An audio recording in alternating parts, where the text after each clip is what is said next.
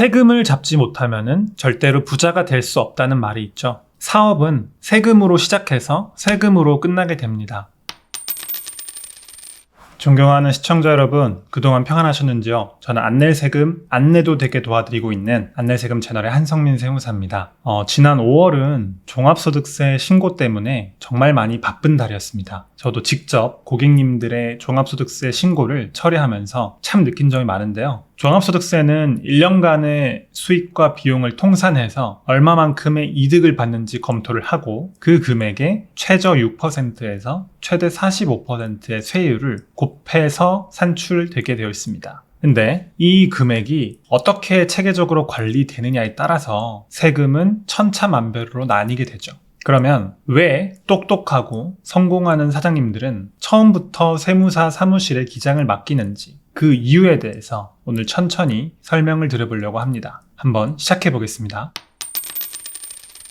만약에 여러분이 세무사에게 사업체의 기장 서비스를 맡기는 것만으로 1년에 100만 원의 세금을 안 낼 수 있게 해주신다고 하면 맡기시겠습니까? 바로 그런 제도가 있습니다. 바로 기장세 공제라고 하는 것인데요. 상대적으로 간편하게 장부를 작성해서 신고를 할 수 있는 사업자임에도 불구하고 복식부기로 기장을 해서 신고를 하게 되면 100만 원의 기장세 공제를 해주게 되어 있습니다. 그래서 산출세액에서 기장이 된 장부 금액을 비율을 곱하고 거기에 20%를 곱하면 기장세액 공제가 나오게 됩니다. 그래서 1년에 100만 원 정도 한도가 진행이 되고요. 기장세액 공제는 간편장부 대상자가 해야 되는 것이기 때문에 상대적으로 사업 초반에 많은 혜택을 볼 수가 있죠. 그리고 만약에 세무사를 1년 동안 쓰는 비용이 1년에 100에서 120만 원 정도라고 한다면 실제로는 거의 무료로 세무사를 쓰는 것이나 다름이 없게 됩니다. 그리고 두 번째로는 바로 결손금 2월입니다.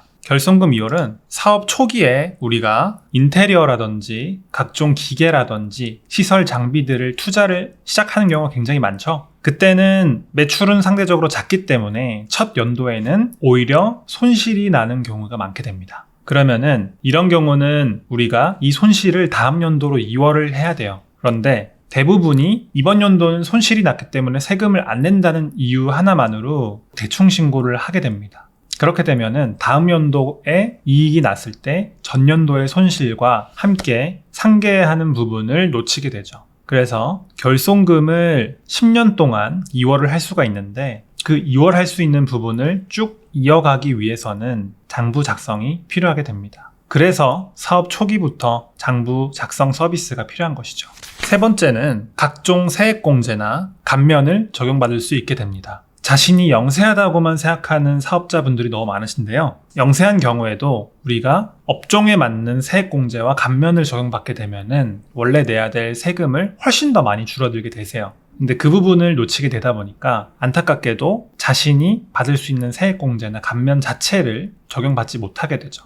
그러면은 이렇게 말하면은 꼭 누군가 이런 얘기를 할 수 있습니다. 저는 세무사 통해서 신고를 하기는 해요. 기장을 맡기지 않을 뿐입니다. 라고 얘기를 하시는데 세무사 사무실 입장에서 봤을 때는 원래 기존의 관리를 받던 고객이 아니라 부가세 신고 혹은 종합소득세 신고 시에만 찾아오는 고객님들에게 하나하나 분석해서 세액 공제와 감면, 이 업종에 맞는 것을 추천드리기가 쉽지는 않습니다. 그래서 놓칠 확률이 굉장히 높다라는 것이고요. 네 번째, 종합소득세를 미리 절세가 가능하다는 점입니다. 이게 무슨 말이냐? 우리가 이번에 2023년도 5월 1일부터 5월 31일까지가 종합소득세 신고 기간이었죠. 근데 언제 이득이 난 부분에 대해서 신고를 하는 것일까요? 22년 1월 1일부터 12월 31일까지의 기간 동안에 발생한 사업 성과에 대해서 세금을 내는 것입니다. 그러니까 23년 5월이 돼서는 22년도에 비용을 추가로 넣는다든지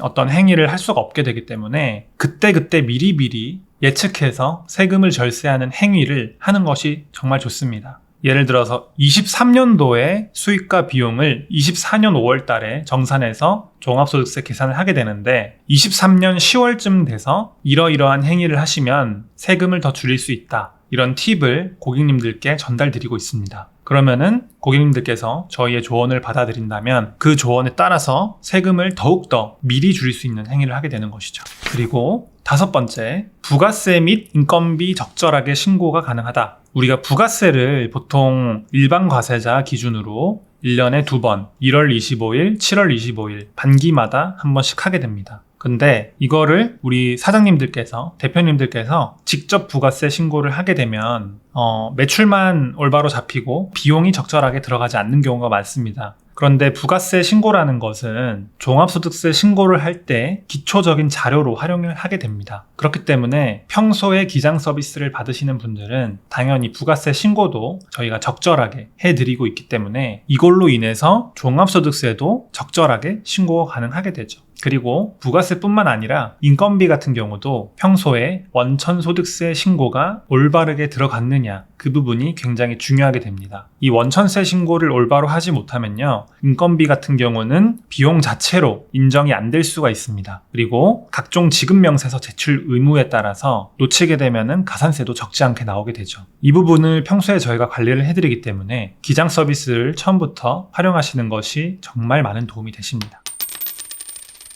세금을 잡지 못하면은 절대로 부자가 될 수 없다는 말이 있죠. 사업은 세금으로 시작해서 세금으로 끝나게 됩니다. 우리가 처음에는 좀 복잡하고 어렵게 느껴질 수 있지만 전문가의 도움을 받아서 여러분이 사업을 하신다면 온전히 사업에만 집중을 할 수 있게 됩니다. 사실 사업을 한다는 거는 매출, 직원관리, 마케팅, 원가 절감, 각종 신경 써야 될 것들이 너무나도 많습니다. 그런데 이 복잡한 세금까지 직접 공부해서 하신다면은 아무래도 매출에만 신경 쓰신 분들에 비해서 경쟁력이 떨어질 것입니다. 그렇기 때문에 꼭 이 세무 서비스는 세무사 사무실에 맡기시는 것이 정말 좋고요. 안타깝게도 단순히 자신의 사업장과 가까이 있는 세무사 사무실만 고집하시는 분들이 많습니다. 그러나 실제로는 1년에 세무사 사무실에 직접 찾아가는 경우는 굉장히 드무세요. 그래서 저희 사무실 같은 경우는 간단하게 카톡으로 물어보시거나 전화로 물어보시는 것이 가능하기 때문에 웬만하면은 꼭 가까운 곳만 생각하시지 마시고